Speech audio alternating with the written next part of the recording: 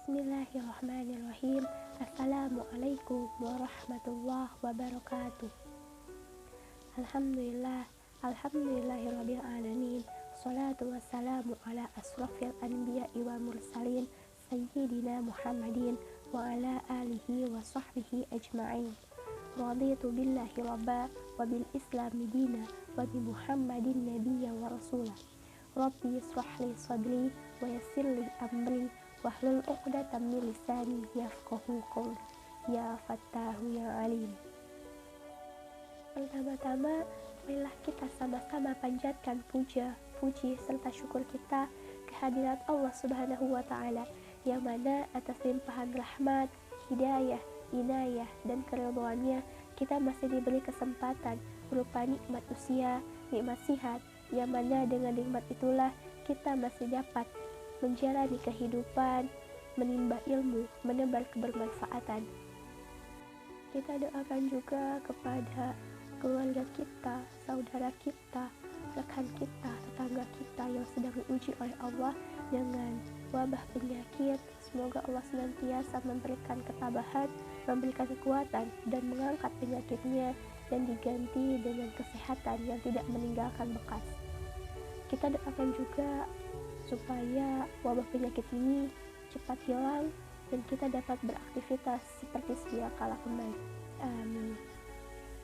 Teman-teman yang dirahmati Allah, izinkan saya untuk menyampaikan sedikit ilmu mengenai sejarah akhlak tasawuf dalam dunia Islam dari zaman Rasulullah modern hingga Indonesia. Sebelum membahas lebih jauh, alangkah baiknya teman-teman mengetahui terlebih dahulu apa itu akhlak dan tasawuf. Yang pertama adalah akhlak. Akhlak merupakan bentuk jamak dari kata khuluqun, yang berarti budi pekerti, tingkah laku, atau perangai.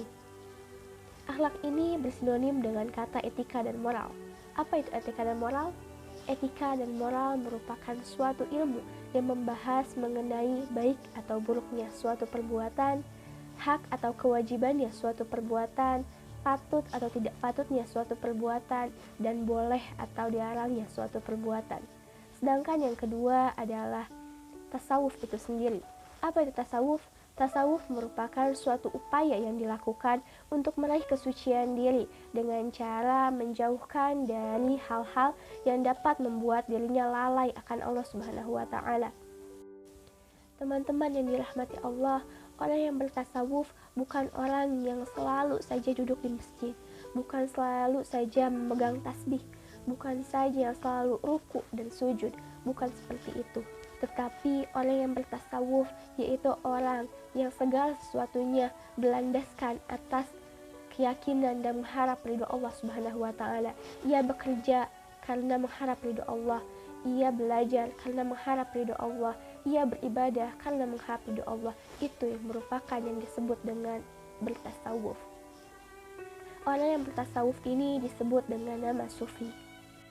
Perlu teman-teman ketahui juga, menurut Ayatullah Makarim Asyirazi mengatakan bahwa akhlak itu sudah ada sejak manusia pertama kali menginjakkan kakinya di muka bumi, yaitu ketika Allah Subhanahu wa taala menurunkan Nabi Adam dan istrinya Hawa karena kesalahan mereka.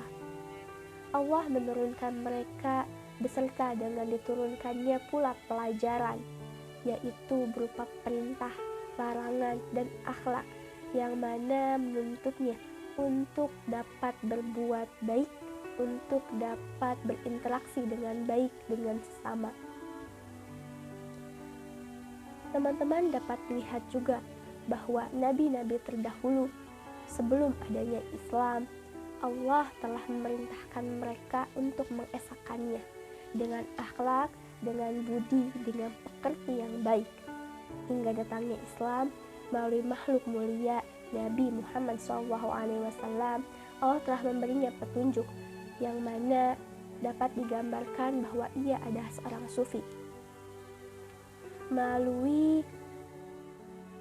turunnya wahyu yang mana Nabi SAW menyendiri di Gua Hira. Ketika itu kehidupannya sangat sederhana. Pakaian yang dikenakannya pun terbuat dari kain yang kasar.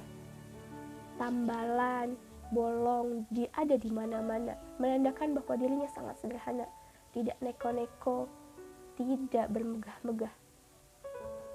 Makanan, minuman, hanya sebatas apa yang diantarkan oleh istrinya Khadijah. Hingga pada saat itu, sahabatnya, para tabi'innya mengikuti jejak beliau, menanamkan dalam diri mereka sifat juhud. Apa itu sifat juhud? Juhud merupakan suatu upaya yang dilakukan untuk meninggalkan segala hal yang tidak bermanfaat dan diganti dengan hal-hal yang bermanfaat untuk beribadah kepada Allah Subhanahu wa Ta'ala.